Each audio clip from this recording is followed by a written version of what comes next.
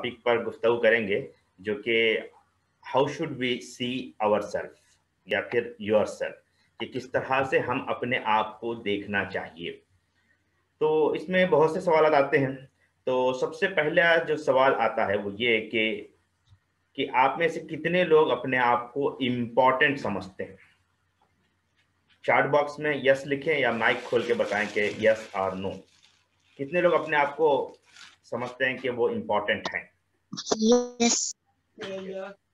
Yes. Okay. अब दूसरा सवाल पैदा होता है कि कितने अपने आप में से कितने लोग अपने आप को इम्पोर्टेंट नहीं समझते हैं बिकॉज ऑफ एनी रीजन। कोई है ऐसे जो अपने आप को समझते हैं कि मैं अपने आप को इम्पोर्टेंट नहीं समझता? माइक खोल के बताएं। कोई भी नहीं ना, हर एक अपने आप को इम्पोर्टेंट ही समझता है। राइट? करेक्ट है, गलत है? Oh, I am a VIP. Good. तो हम में से हर शख्स ये समझता है कि मैं बहुत अहम हूं। क्या है? Because of what reason? कोई एक माइक खोल के बताएं कि because of what reason you want yourself important. क्यों आप अपने आप को इम्पोर्टेंट समझते हैं? मैं भी एक अल्लाह का बंदा हूँ। मैं एक अल्लाह का बंदा हूँ। ठीक है, और जी दूसरे लोग ओपन करके बताएं कि क्यों आप अपने आप को इम्पोर्टेंट समझते हैं।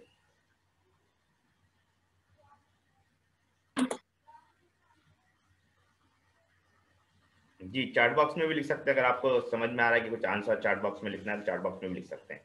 तो क्यों आप अपने आप को अहम समझते हैं? What is the reason? इसका रीजन ये है कि आप जो है ना, दिमाग आपका बहुत स्ट्रांग है इसलिए आप अपने आप को अहम समझते हैं, या आप जो है ना अच्छे घराने में, यानी कि आपके अब्बू डॉक्टर इंजीनियर या कोई बड़े पोस्ट पर हैं इसलिए आप अपने आप को अहम समझते हैं, या घर में जो है आप सबसे बड़े हैं इसलिए आप आपको अहम समझते हैं, या मम्मी अब्बू जो है आपको इंपॉर्टेंस देते हैं इसलिए आप अपने आप को अहम समझते हैं।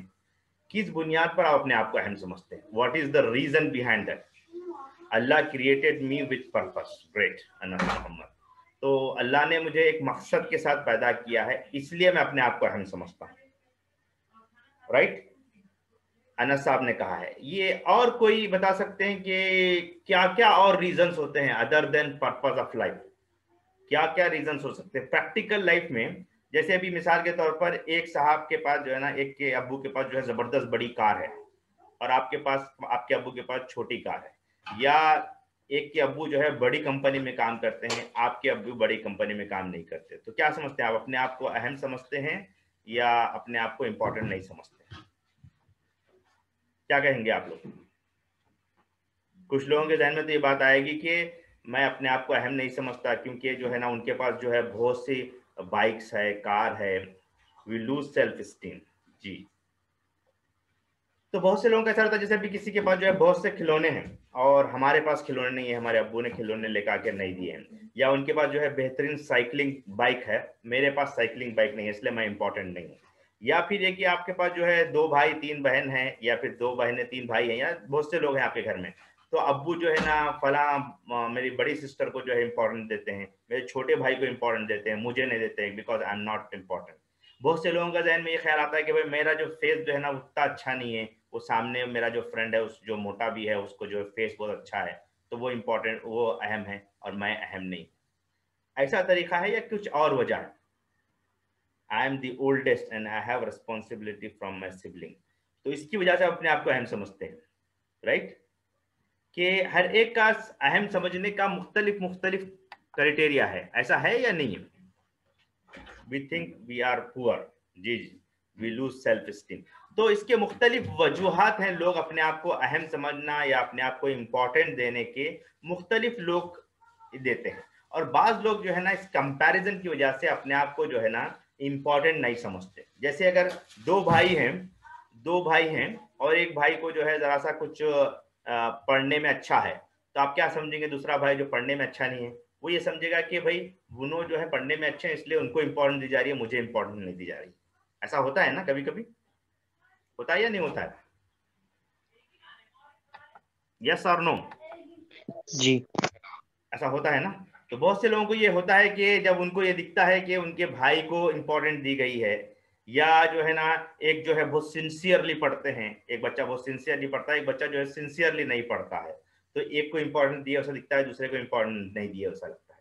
तो इस वजह से जो है हमारे दिमाग में मुख्तलिफ तरह के क्वेश्चन आते हैं अपने ऊपर कि am I important to my father, my parents, am I important to my teacher और not, am I important to my colleague friends, और जो है अपने भाइयों में मैं इम्पोर्टेंट हूँ या नहीं हूँ। So we started working on that. ऐसा होता है ना सबको। तो क्या ये सही तरीका है कि मैं अपने आप को इम्पोर्टेंट जानूं? बहुत से लोग होते हैं, जैसे अभी मिसाल के तौर पर अगर किसी के पास जबरदस्त जो है उनके अब्बू के पास बड़ी कार है, राइट, उनके पास जो है ना बड़े विला में कोई रहते हैं, या जो है ना उनके अब्बू का जबरदस्त जॉब है, या उनको अब अल्लाह ताला ने बेहतरीन जो है बाइसाइकिल दी है, जबरदस्त रेसिंग जो है बाइसाइकिल दी है, या आपके पास जो स्पेशल जो है खिलौना है, तो क्या आप अपने आप को इम्पोर्टेंट समझते हैं? नहीं समझते। Right it down, everybody right it down right now, कि जब आपके पास स्पेशल, अगर आपके पास खिलौना है स्पेशल, आपके आपके अब्बू बिजनेसमैन है, स्पेशल बिजनेसमैन है जी, कहा कि यस हम इम्पोर्टेंट समझते हैं, या आपके पास जो है स्पेशल जो है क्वालिटी है, आपके पास टैलेंट अच्छा है, तो आप अपने आप को अहम समझते हैं। या फिर जो है आपके पास जो है ना, आपके पास स्पेशल जो है ना कोई खिलौना है, कोई टॉय आपके पास स्पेशल है, तो आप अपने आप को अहम समझते हैं। Yes and no 50-50। Good Ziyad, good. No as Anas says yes, okay, right. तो हम किस बुनियाद पर अपने आप को लेस इंपॉर्टेंट देते हैं, किस बुनियाद पर हम अपने आप को मोर इंपॉर्टेंट देते हैं? देखिए सबसे इंपॉर्टेंट पॉइंट है वो ये है कि आप अपने आप को इंपॉर्टेंस देना है। क्यों? क्योंकि अल्लाह ताला ने आपको पैदा किया, जैसे हमारे दोस्त ने कहा, बहुत से लोगों ने, कि अल्लाह ताला ने मुझे पैदा किया, और वो भी इस वक्त इस ईरा में पैदा किया, इसलिए अल्लाह ताला का शुक्र है और मेरी जरूरत है इस वक्त। if you see the importance of yourself, then you will come to know what's your responsibility। कि अगर आप अपने आप को इंपॉर्टेंट नहीं समझेंगे तो आपको नहीं लगेगा कि आपका रोल क्या है, बहैसियत सन आपका रोल क्या है, राइट, आपके बहैसियत जो है स्टूडेंट आपका रोल क्या है, बहैसियत खलीफा यानी दुनिया में हम आए हैं तो हमारा एक रोल है, तो बहैसियत मुस्लिम मेरा रोल क्या है। तो आप जब भी रिकग्नाइज करेंगे अपने रोल को जब आप अपनी इंपॉर्टेंस को महसूस करेंगे। ये फर्स्ट पार्ट है, बहुत इंपॉर्टेंट पार्ट है, कि अगर आप ये नहीं समझे कि अल्लाह ताला ने जो है आपको यूनिक पैदा किया है विद गुड क्वालिटीज के साथ, आपको अल्लाह ताला ने पैदा किया है, तो यू विल फील दैट कि अल्लाह ताला ने मुझे सही टाइम पे, सही वक्त में, सही पेरेंट्स के साथ, सही बिल्डिंग में और सही स्कूल में, सही कॉलेज में अल्लाह ताला ने मुझे पैदा किया है।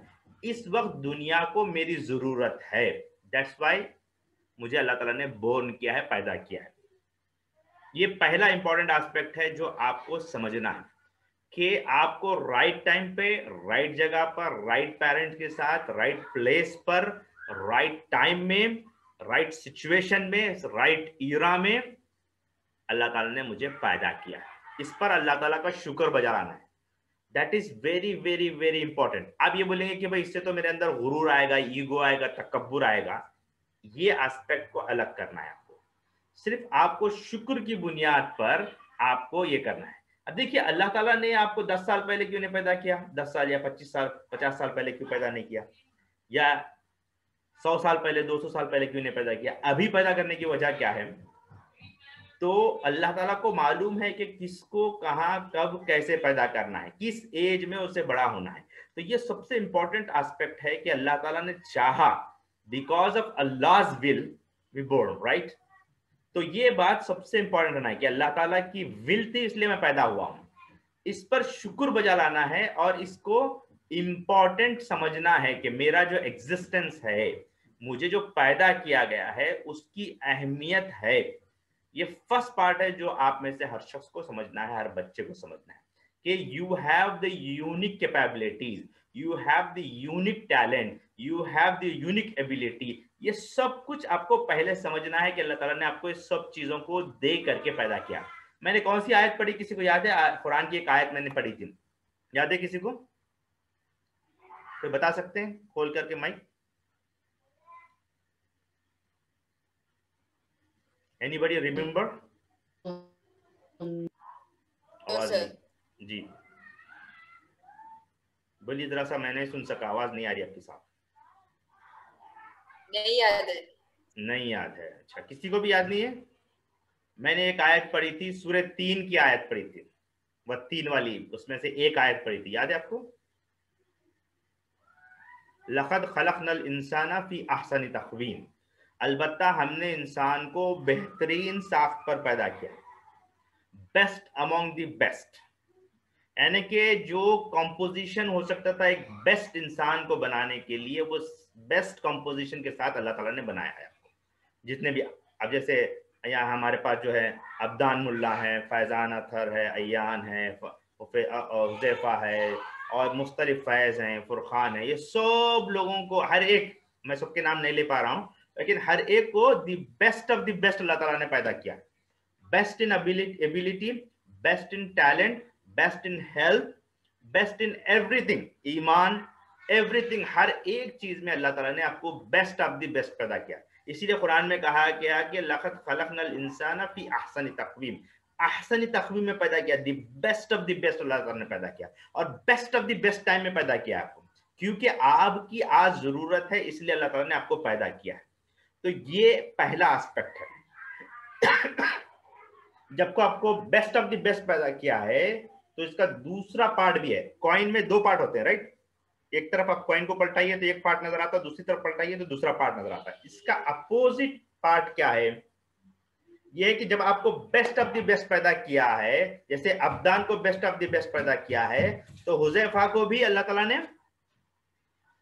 क्या किया? Come on Huzaifa, open and से, तो बताएं हुजैफा को क्या किया अल्लाह ताला ने? वीआईपी पैदा किया, बेस्ट ऑफ द बेस्ट पैदा किया ना।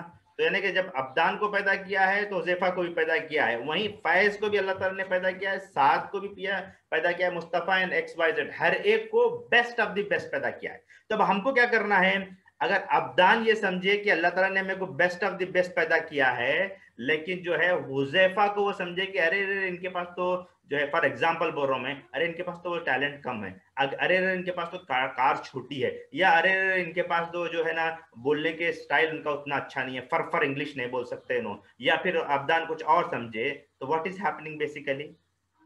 आप दूसरे को best of the best recognise नहीं कर रहे हैं।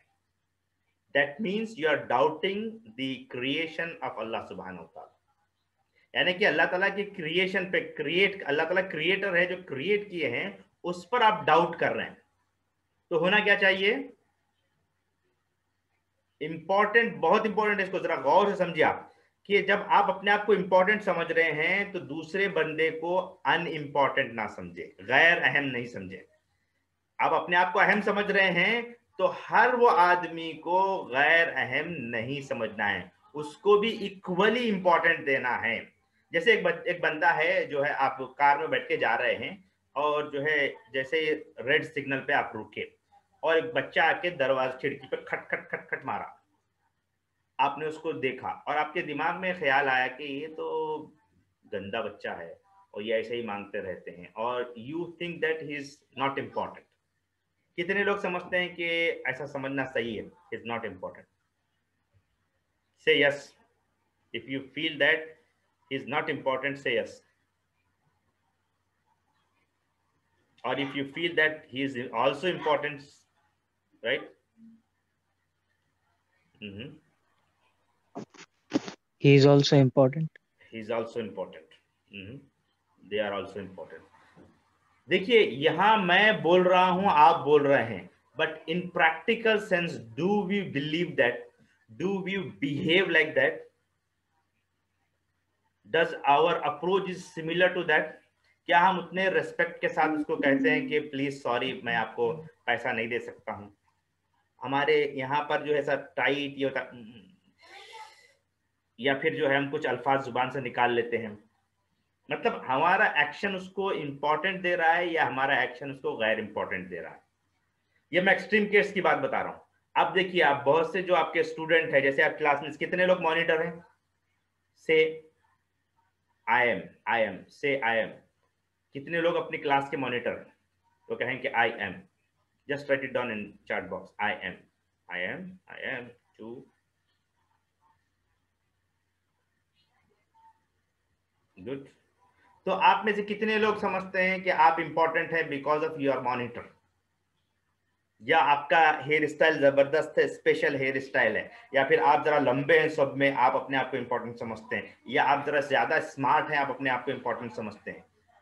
क्योंकि जुबान से तो मैं बोल रहा हूं कि मैं इंपॉर्टेंट नहीं समझता अपने आप को, लेकिन इसकी वजह से अगर मैं अपने आप को इंपॉर्टेंट समझ रहा हूं कि मेरा हेयर स्टाइल अच्छा है, मेरा वोकल वैरायटी अच्छी है, मैं इंग्लिश जबरदस्त बोलता हूं, I am a good communicator, I don't have stage fear, या इस तरह की तमाम चीजों की बुनियाद पर अगर मैं समझ रहा हूं कि I am important, then that is totally wrong.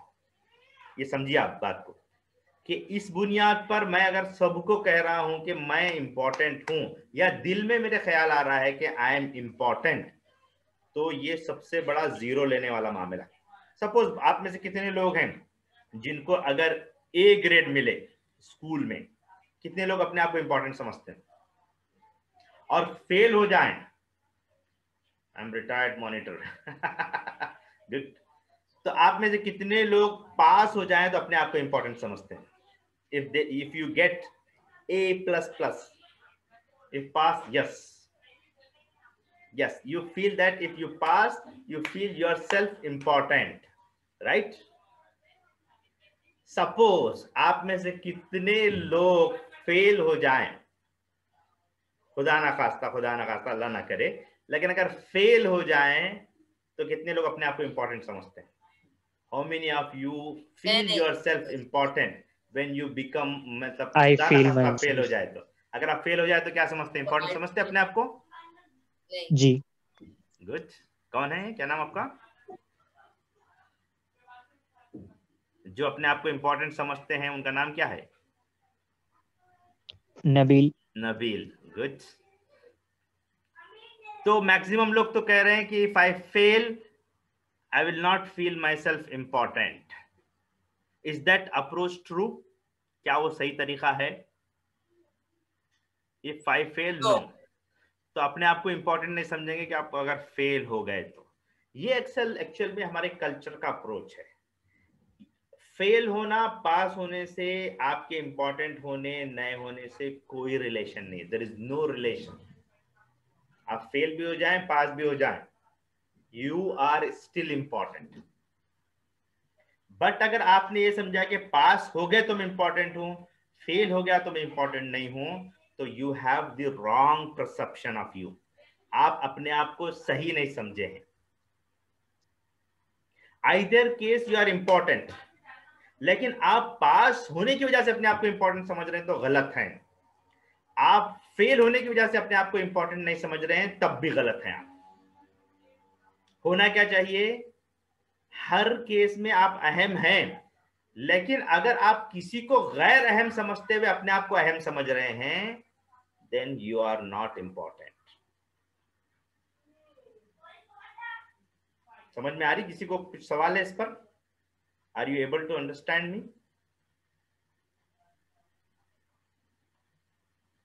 किसी को कोई सवाल है इस सिलसिले में? बात समझ में आ रही है ना? तो सबसे इंपॉर्टेंट चीज ये है कि किसी और को आप अनइम्पॉर्टेंट ना समझें। फर्स्ट अपने आप को इंपॉर्टेंट समझें, बिकॉज ऑफ दिस नहीं। किस बुनियाद पर अपने आप को इंपॉर्टेंट समझें? कि आप अल्लाह ताला की क्रिएशन हैं। अल्लाह ताला ने आपको the best of the best बनाया, इसके लिए आप अल्लाह ताला का शुक्र बजा ला रहे हैं, इसलिए आप इंपॉर्टेंट हैं। अल्लाह ताला के बंदे हैं, इसके लिए आप इंपॉर्टेंट हैं।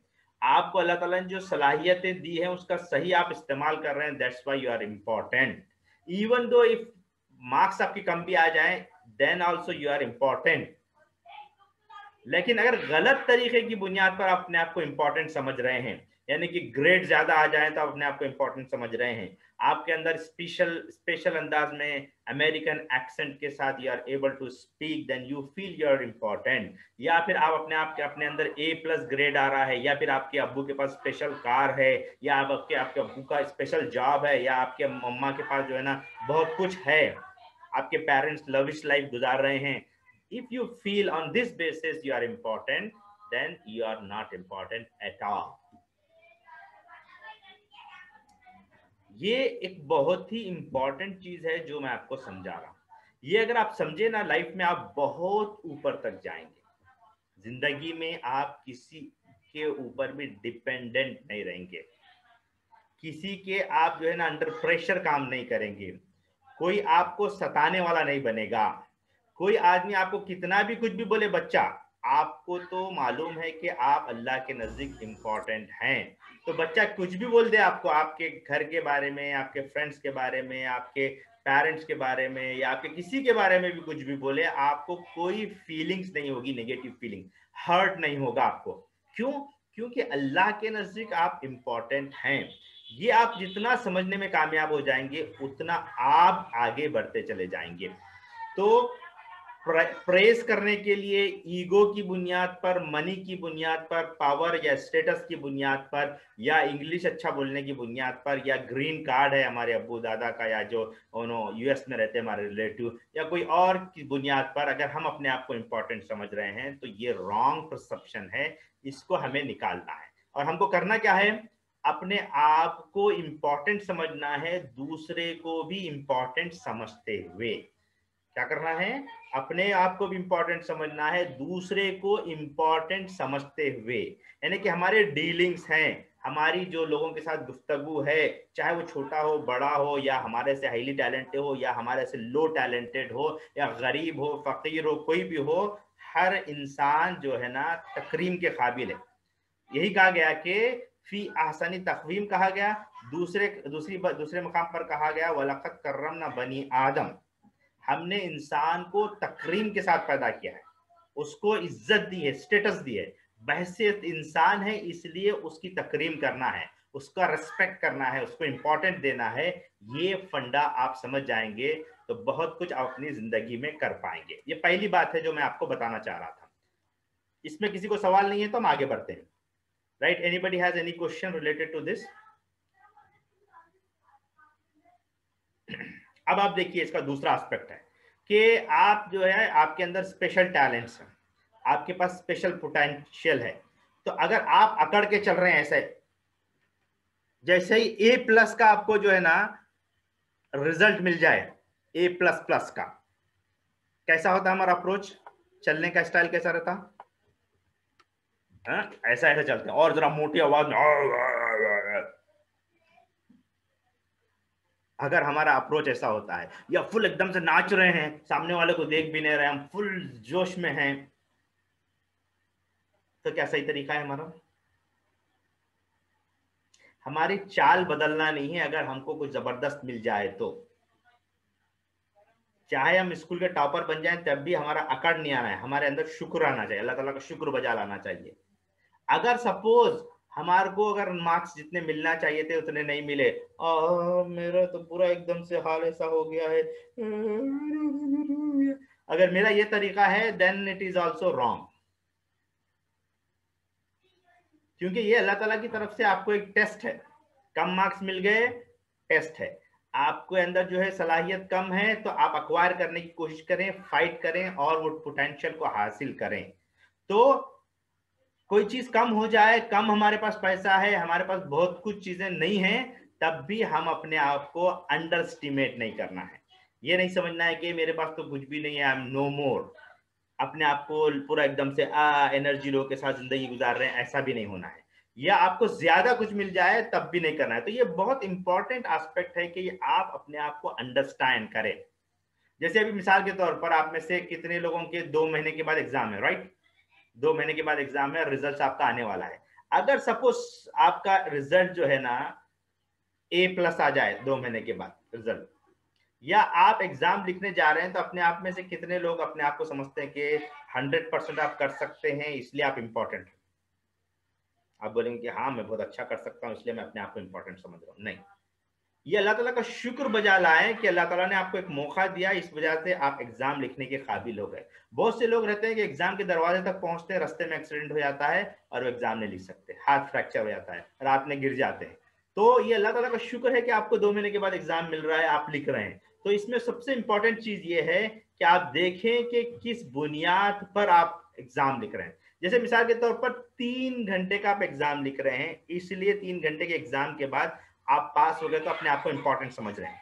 लेकिन ये जिंदगी भर का जो एग्जाम अल्लाह ताला ने आपको दिया है, यानी कि पूरी लाइफ जो है हमारा एग्जाम है आखिरत के लिए, we are writing the paper, right. हम दुनिया में पेपर लिख रहे हैं आखिरत के लिए। ये जो पेपर है, ये टाइम जितना हम फोकस करके हमारा एग्जामिनेशन लिखते हैं और अपने आप को बहुत इंपॉर्टेंट समझ के वहां पर एग्जाम में लिख रहे हैं, उतनी ही इंपॉर्टेंट अगर हम लाइफ स्पैन में अपने आप को दें और आखिरत के लिए अपना पेपर को सही लिखें, तो हम कामयाब हो सकते हैं, उस सिम्प में हम आगे जा सकते हैं। तो इसमें इंपॉर्टेंट ये भी है कि अगर आप अपने आप को इंपॉर्टेंट समझ रहे हैं तो आपकी एनर्जी हाई है, और अपने आप को इंपॉर्टेंट नहीं समझ रहे तो ऐसा कुछ काम नहीं करना बोल रहा है, दिल कुछ भी नहीं करना बोल रहा है, घर में बोल रहे पानी ले गया, नहीं हो सकता मेरे को आज, मेरे को जो है मैं अच्छा पेपर नहीं लिख सका, या फिर मेरे को जो है ना टेस्ट मेरा अच्छा नहीं गया, मैं सही जो है असाइनमेंट नहीं लिखा, मैं वो होमवर्क मेरा सही नहीं हुआ, मैं कुछ भी काम नहीं कर सकता। अगर ये हमारी सोच है तो इसका मतलब ये है कि हम समझ रहे हैं हम वी आर नॉट इम्पॉर्टेंट। समझ में आ रही मेरी बात? बहुत ही बेसिक बात बता रहा हूं, लेकिन अगर आप इसको समझ जाएं आपकी लाइफ तब्दील हो जाएगी, और ये बहुत इंपॉर्टेंट है। और एनर्जी मेंटेन करने का आसान तरीका ये है कि आप अपने आप को इंपॉर्टेंट समझें, दूसरे को गैर इंपॉर्टेंट समझे बगैर, यानी कि उसको भी इंपॉर्टेंट समझे, साथ में उसको भी अहमियत दें। अगर ये दोनों साइड बाय साइड चल रहा है तो आप हमेशा हाई लेवल एनर्जी के साथ रहेंगे, पावरफुल रहेंगे, हमेशा हमेशा जो है कुछ करना चाहेंगे आप लोग, और इससे आपकी लाइफ में बहुत बड़ा फायदा होगा। तो ये सबसे इंपॉर्टेंट एस्पेक्ट है जो आपको करना है, ठीक है। ये आपको एक एस्पेक्ट समझ में आ गया। अब एक चीज है एबिलिटी वर्सेस पोटेंशियल, ये दो इंपॉर्टेंट, यानी कि आप समझे कि किसी एग्जामिनेशन को आप बहुत जबरदस्त बहुत अच्छे अंदाज से लिख सकते हैं तो आपके अंदर एबिलिटी है, लेकिन अगर आपके पास क्रिएटिविटी भी है तो ये आपका पोटेंशियल है। तो जरा सा दोनों में फर्क है, एबिलिटी वर्सेस जो है ना ये पोटेंशियल, दोनों में जरा सा फर्क है जिसको आपको समझना चाहिए। वो ये है कि एबिलिटी ये है कि आपको समझिए कि कुछ चीजें दी गई है, इसको ऐसे करना है, इसको ऐसे करना है, और आप उसको परफेक्टली वैसे कर रहे हैं, तो आपके पास एबिलिटी है चीजों को वैसे वैसे वैसे वैसे करने की। लेकिन पोटेंशियल ये है कि एक्वायर नॉलेज, एक्वायर एबिलिटी को, यानी कि जो एबिलिटी आपके पास नहीं है उसकी एक्वायर कर रहे हैं उस एबिलिटी को, और अपनी लाइफ में उसे इंप्लीमेंट कर रहे हैं, ये आपका एक्वायर पोटेंशियल है, जो कि बहुत इंपॉर्टेंट है। जैसे मिसाल के तौर पर बहुत से लोगों को स्पेशल टैलेंट होता है कि स्पीच दे सकते हैं, ठीक है, अल्लाह ताला ने दिया, उसका शुक्र बजा रहा है। लेकिन अगर किसी के पास नहीं है तो क्या करना है उसको, उस एबिलिटी को अपने अंदर पैदा करना है, उस पोटेंशियल को जो हिडन है आपके मुख्तलिफ लेयर पे। अब स्टार क्लासेस का मकसद ये है कि आपके अंदर जो हिडन टैलेंट है, हिडन पोटेंशियल है, उसको नरिश करना है, उसको उठा करके आपके अंदर पैदा करना है। तो ये एबिलिटी पर नाज करना नहीं है, ना पोटेंशियल पर हमको नाज करना है, बल्कि एबिलिटी और एक्वायर टैलेंट को यूज करना है अल्लाह के रास्ते में, अल्लाह के कॉज के लिए। तो जब आपको ये होगा तो आप कामयाब होंगे, आप अपनी लाइफ में जबरदस्त चीजें करने में कामयाब होंगे। तो इसके लिए एक इंपॉर्टेंट मैं आपको बात बताता हूं, वो ये है कि जैसा कि आप सजदा करते हैं, नमाज पढ़ते हैं, सजदा करते हैं, सजदा क्यों करते हैं हम? क्योंकि हम अल्लाह ताला के बंदे और उसके गुलाम हैं। ये किसी और के सामने सजदा नहीं करने का हुक्म है। क्यों? क्योंकि किसी और को आप इंपॉर्टेंट नहीं देते, इस माने में कि वो अकबर नहीं है, वो बुलंद नहीं है। जैसे अभी बहुत से लोगों के पास होता है कि पेरेंट्स अप्रिशिएट नहीं करे तो बच्चे डिप्रेशन में चले आते, बच्चे समझते हैं अरे अब्बू मेरे को नहीं बताया, फला करे। तो अगर अम्मी तारीफ नहीं कर रहे हैं, अब्बू तारीफ नहीं कर रहे हैं कि आपने अच्छा काम नहीं किया है, तो आपको मतलब एकदम से एक तरह का मलाल होता है। ये क्यों हो रहा है? क्योंकि हम बाहर डिपेंडेंट हैं, हम दूसरों पर डिपेंडेंट है अपनी खुशी के लिए। तो हमें दूसरों पर डिपेंडेंट नहीं रहना है अपनी खुशी के लिए, अंदर से वो फीलिंग्स हमको आनी चाहिए। वो फीलिंग जितनी हमारे अंदर आएंगी उतना हम आगे बढ़ सकते हैं।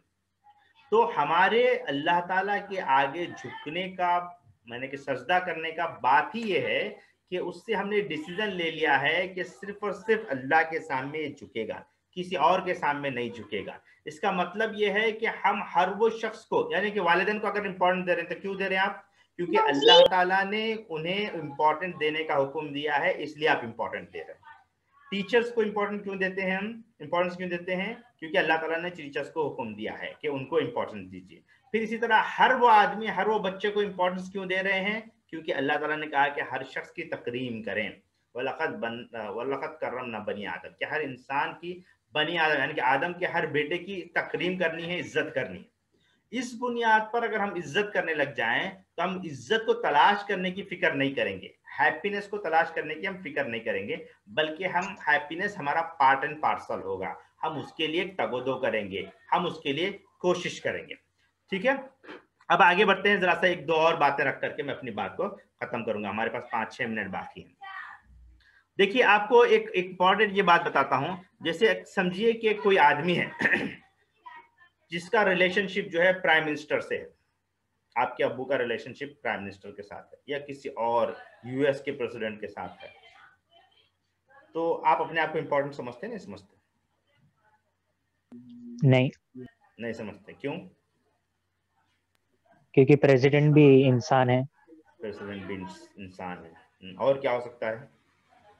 मिसाल के तौर पर आपको जबरदस्त, तो प्रेसिडेंट ने जो है ना आपको जबरदस्त कार दी आपके अब्बू को, और उस कार में जो है आप जबरदस्त फ्लैग हॉस्ट के साथ जा रहे हैं, तो आपको कुछ ऐसा महसूस होता है? अपने अपने अंदर तकब्बुर आता है।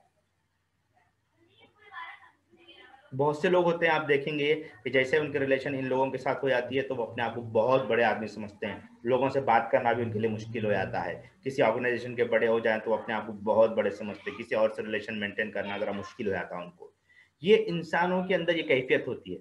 अब आप देखिए कि वो आदमी जिसका रिलेशन प्राइम मिनिस्टर के साथ है या प्रेसिडेंट के साथ है, और आप का रिलेशन जो है ना उस प्रेसिडेंट को पैदा करने वाले या तमाम बादशाहों के बादशाह के साथ है, तो हु इज इंपॉर्टेंट? तमाम बादशाहों के बादशाह अल्लाह रब्बुल इज्जत से आपका रिलेशन है, डायरेक्ट रिलेशन। नमाज जो हम पढ़ रहे हैं वो अल्लाह ताला से डायरेक्ट, यानी कि प्रेसिडेंट्स होते हैं या प्राइम मिनिस्टर्स होते हैं, उनसे भी बड़े बादशाहों के बादशाह के साथ हमारा डायरेक्ट रिलेशनशिप है, यानी कि we are in contact with बादशाहों के बादशाह के साथ। तो किसकी रिलेशनशिप स्ट्रांग हुई? वो जिसका प्राइम मिनिस्टर के साथ ताल्लुक है उसकी रिलेशनशिप स्ट्रांग हुई, या हमारी जो हम बादशाहों के बादशाह के साथ हमारा रिलेशनशिप, अल्लाह सुब्हानहू तआला के रिलेशनशिप? तो आप देखिए, इंपॉर्टेंट अपने को समझना कैसे है कि हमारे बादशाहों के बादशाह के साथ हमारी रिलेशनशिप है, इसलिए हम इंपॉर्टेंट हैं, उसके स्लेव हैं, उसके बंदे हैं। तो हम अपने आप को इस सिनारियों में देखें। अब जैसे क्या होता है, बाज़ वक़्त किसी की जबरदस्त कार आ गई, समझिए कि किसी के पास BMW एक साहब अपने घर के सामने रखे, तो आप में से कितने लोग बोलेंगे कि भाई ये मेरे फ्रेंड की अब्बू की कार है? कितने लोग बोलेंगे? यस बताइए, कहेंगे ना आप लोग? और उसमें जो है ना मरऊब हो रहे हैं आप, आओ हो रहा है आपको, राइट, OWE, आओ आपके अंदर पैदा हो रहा है, मरऊबियत हो रही है, यानी इम्प्रेस हो रहे हैं आप उससे। अरे क्या जबरदस्त उसके पास बाइक थी भाई, क्या जबरदस्त कार थी उसके पास, उसके घर गए तो महल महल दिख रहा था। जब ये मरूबियत हमारे अंदर आती है तो हिकमत हमारे अंदर से चले जाती है, अल्लाह ताला से जो हमारा रिलेशनशिप है वो कमजोर होती चली जाती है।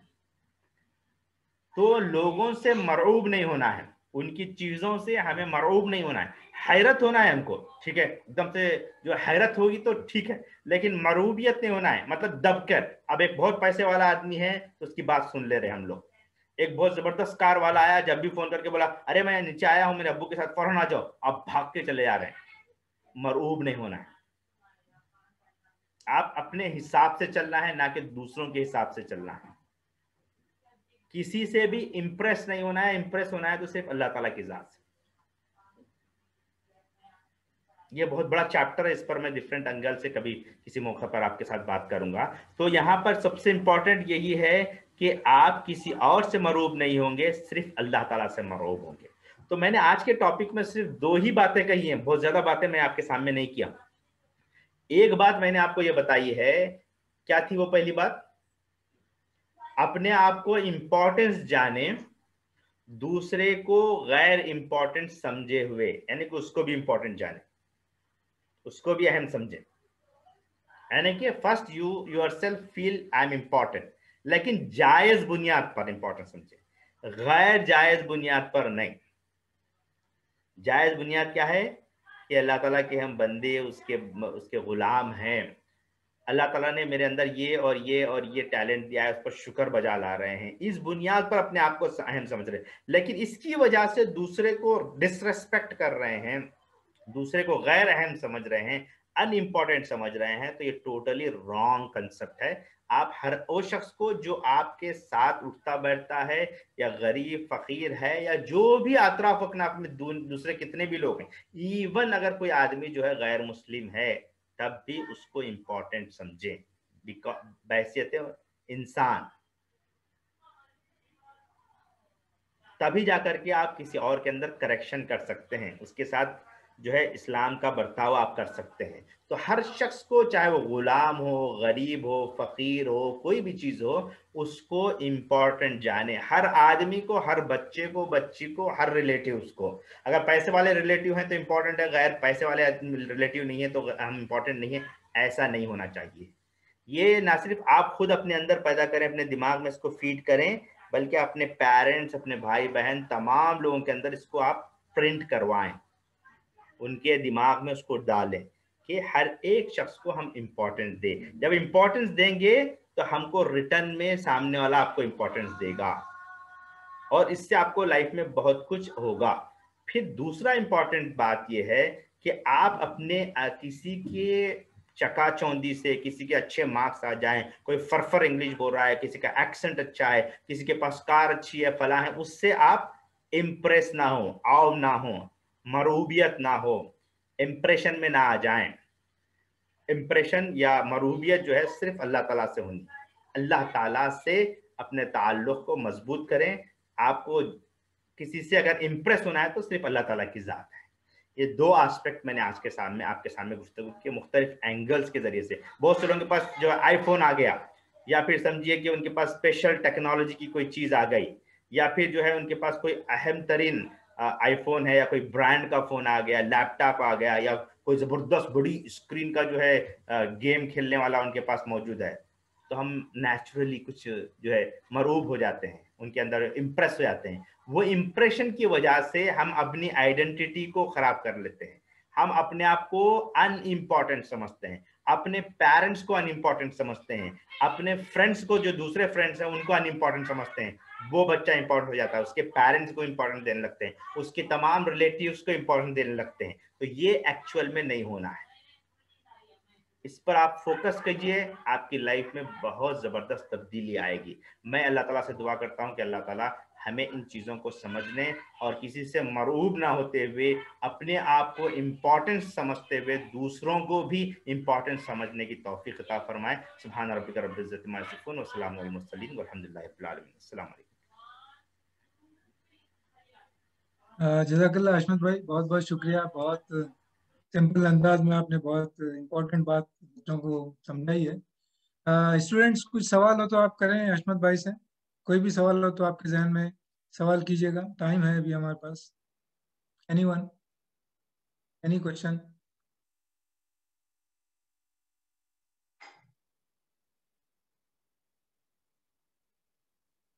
मुतसिम, नबील, कुछ पूछें, कोई डाउट?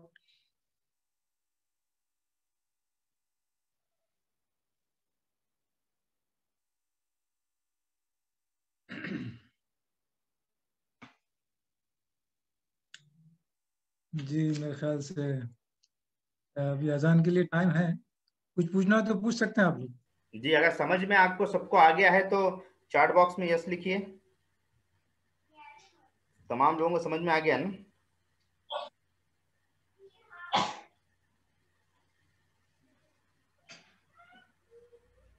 गुड, ठीक है। और किसी का कोई सवाल है तो सवाल कर सकते हैं आप लोग। कोई भी चीज इसी टॉपिक पर करने की जरूरत नहीं है, इन जनरल कोई भी सवाल कर सकते हैं।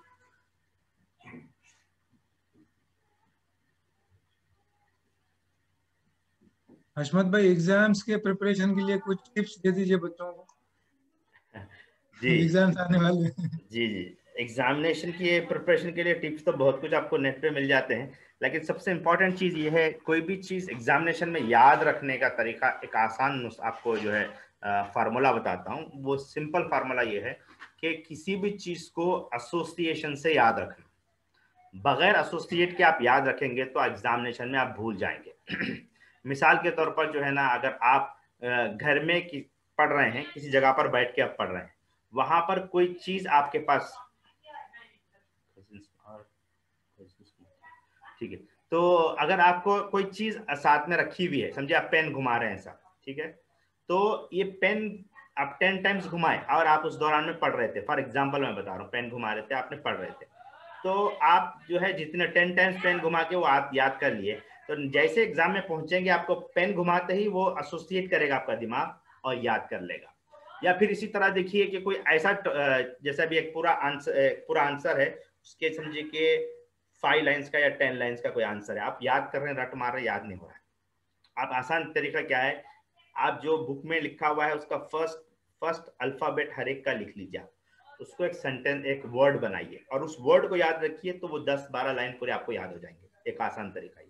या फिर उसका एक फार्मूला बनाइए, यानी जैसे एफ स्क्वायर पी क्यूब, तो एफ पी अगर आप याद रहा तो आपको जो है सीधा सीधा एफ स्क्वायर कहेंगे तो एफ से स्टार्ट होने वाली 2 लाइनें हैं और पी से स्टार्ट होने वाली 3 लाइनें हैं। तो ऑटोमेटिकली आपको एफ पी याद रख लिए, एफ स्क्वायर पी क्यूब, तो आपको ऑटोमेटिकली जो है 5 से 6 लाइन ऑटोमेटिकली याद हो जाते हैं। तो इस तरह से क्या करना है, जैसे एग्जामिनेशन में पहुंचे आप पहले आपके फार्मूलेस को बैक में लिख दीजिए पेंसिल से, और फिर उसके बाद पेपर पढ़ना शुरू कीजिए, आप क्वेश्चंस पढ़ना शुरू कीजिए, और फिर आपको पीछे आपको लगेगा कि आपके पास क्या क्या चीजें हैं, आप उसको नोट डाउन कर सकते हैं। एक ये चीज हो गई। फिर दूसरा, जैसे आपका किसी चीज के साथ एसोसिएशन, जैसे भी मिसाल के तौर पर मैं एक लिस्ट बताता हूँ आपको, एक 10 चीजों की लिस्ट बताता हूँ। हमारे पास 5 मिनट है ना जनाब? जी जी जी, है अभी टाइम। तो आप देखिए, आप में से कोई भी लिखना नहीं है, और जो मैं लिस्ट बताऊंगा उसको एक साथ 10 चीजें ही बताऊंगा सिर्फ। एक साथ 10 के 10 चीजें मुझे बताना वापस रिटर्न, ठीक है? मेरे ख्याल से आप में से एक आध दो लोग कर सकेंगे, बाकी लोग तो शायद नहीं कर पाएंगे। मैं 10 वर्ड बोलूंगा और आपको जो है ना बाद में रिपीट करना है without writing, nobody should write that, okay? कोई भी लिखना नहीं है, ठीक है? राइट? जी। Okay fine. First sun, second socks, third traffic light, fourth car. Okay, अब तक सबको ठीक रहा? जी। किसी को प्रॉब्लम है इसमें? नहीं। ओके। फिफ्थ आपका स्टार, सिक्स्थ आपका, आसानी से बोल रहा हूं मैं, सिक्स्थ कर्ड, ओके। सेवंथ आपको छोड़ देता हूं, seventh. Eighth octopus, 9 cat, 10 toes, 7 rainbow. ठीक है, 10 हो गए पूरे। जी। जिसको याद, कोई लिखना नहीं है, ठीक है? जो भी लिखे हैं उसको बंद करके रखिए, नहीं लिखना, मैंने बताया था। अब कौन रिपीट कर सकते हैं पूरे 10 के 10 सीक्वेंस में? Who is ready to say? Come on, try. Sir, I will try. Yeah, Mohtasin. And I thought you will answer this because might be you are knowing about that. Okay, come on, go ahead. And socks, traffic light, car, star,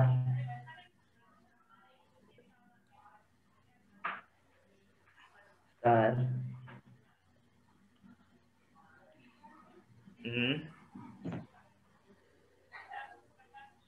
okay, अच्छा ठीक है। आपको और सोचिए, आप फिर बाद में बताइए कौन है, और कौन बोल सकते हैं?